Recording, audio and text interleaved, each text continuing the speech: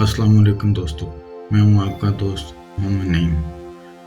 आज से हम ग्राफिक डिज़ाइन का एक नया सिलसिला शुरू कर रहे हैं, जिसमें हम मुख्तलिफ डिज़ाइन सॉफ्टवेयर को समझेंगे और इनका इस्तेमाल सीखेंगे। अगर आप डिज़ाइनर बनना चाहते हैं या ऑनलाइन फ्रीलांसिंग से अर्निंग स्टार्ट करना चाहते हैं तो ये कोर्स आपके लिए परफेक्ट है। इलस्ट्रेटर है क्या? सबसे पहले बात करते हैं इलस्ट्रेटर होता क्या है। ये एडोबी कंपनी का सॉफ्टवेयर है जहां हम वेक्टर ग्राफिक बनाते हैं, यानी अपने डिज़ाइन जो जूम करने पर भी ब्लर नहीं होते। Logo design, icon design, mobile app interface design, brand illustration, सब कुछ इलस्ट्रेटर पर डिज़ाइन होता है। फोटोशॉप और इलस्ट्रेटर में फ़र्क क्या है? बहुत लोग कंफ्यूज होते हैं कि फ़ोटोशॉप और इलस्ट्रेटर में फ़र्क क्या है। सिंपल सी बात है, फ़ोटोशॉप फ़ोटो एडिटिंग के लिए यूज़ होता है, इलस्ट्रेटर डिज़ाइन के लिए। फ़ोटोशॉप रास्टर यानी पिक्सल इमेज के साथ काम करता है, जबकि इलस्ट्रेटर वेक्टर शेप के साथ। दोनों ही इम्पॉर्टेंट हैं। अब सवाल उठता है कि इलस्ट्रेटर सीखने का क्या फ़ायदा है। दोस्तों, अगर आप इस सॉफ्टवेयर को अच्छी तरह सीख लेते हो तो आप फाइवर, अपवर्क और 99 डिज़ाइन जैसे प्लेटफॉर्म पर फ्रीलांस प्रोजेक्ट ले सकते हो। और सबसे इम्पॉर्टेंट बात, आप अपनी क्रिएटिविटी को प्रोफेशनल डिज़ाइन में बदल सकते हो। दोस्तों, सबसे पहले आपके पास कंप्यूटर में इलस्ट्रेटर होना ज़रूरी है। अगर आप चाहते हैं कि मैं इलस्ट्रेटर डाउनलोड करने से लेकर इंस्टॉल करने तक एक तफसीली वीडियो बनाऊं, आप मुझे इस वीडियो के नीचे कमेंट करके बता सकते हैं या मेरे डिस्क्रिप्शन में दिए गए व्हाट्सएप ग्रुप को ज्वाइन कर सकते हैं। अब आते हैं इलस्ट्रेटर के इंटरफेस की तरफ। जब आप प्रोग्राम खोलेंगे तो रिसेंट फाइल नज़र आएंगी, यानी वो फाइल जो आपने हाल ही में इस्तेमाल की हैं।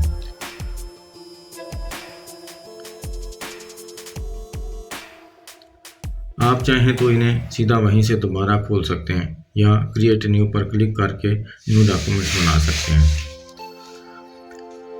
न्यू डॉक्यूमेंट्स बनाते वक्त आपके पास मुख्तलिफ कैटेगरीज आती हैं, जैसे मोबाइल, वेब, प्रिंट, फिल्म और वीडियोज़ वगैरह। राइट साइड पे प्रेजेंट डिटेल में आप अपने डॉक्यूमेंट्स का नाम लिख सकते हैं। जैसे मैं यहाँ डिज़ाइन 1 लिख देता हूँ। फिर मेजरमेंट में तय कर सकते हैं कि आप इंचज़ में काम करेंगे या पिक्सल में। मैं पिक्सल मुंतखब करता हूँ और साइज़ रखता हूँ 800 बाई 800। यहाँ से आप ओरिएंटेशन भी तब्दील कर सकते हैं, यानी डॉक्यूमेंट्स हॉरिजॉन्टल हो या वर्टिकल। मैं फ़िलहाल इसे 1:1 रेशो में रखता हूँ। कलर मोड में 2 ऑप्शन होते हैं, एक RGB जो रेड, ग्रीन और ब्लू से मिलकर बनता है और ऑनलाइन स्क्रीन या डिज़ाइन के लिए इस्तेमाल होता है, और दूसरा है CMYK। ये सियान, मैजेंटा, येलो, ब्लैक से मिलकर बनता है और ये प्रिंटिंग के लिए इस्तेमाल होता है। अब क्रिएट डॉक्यूमेंट्स पर क्लिक करें तो नया वर्क एरिया खुल जाएगा। ये सामने जो पैनल है वो हमारा टूल बार है, जिसे हम मुख्तलिफ शिकाल यानी शेप में डिज़ाइन बना सकते हैं। अब आते हैं सिलेक्शन टूल की तरफ। ये सबसे बुनियादी टूल है, इसकी मदद से हम किसी भी चीज़ को सिलेक्ट, मूव या एडजस्ट कर सकते हैं। मसलन मैं रेक्टेंगल टूल लूँगा और ड्रैग करके कोई भी साइज़ का एक रेक्टेंगल बना लूँगा। अगर मैं शिफ्ट प्रेस करके रेक्टेंगल बनाऊँ तो ये बराबर साइज़ का बनेगा।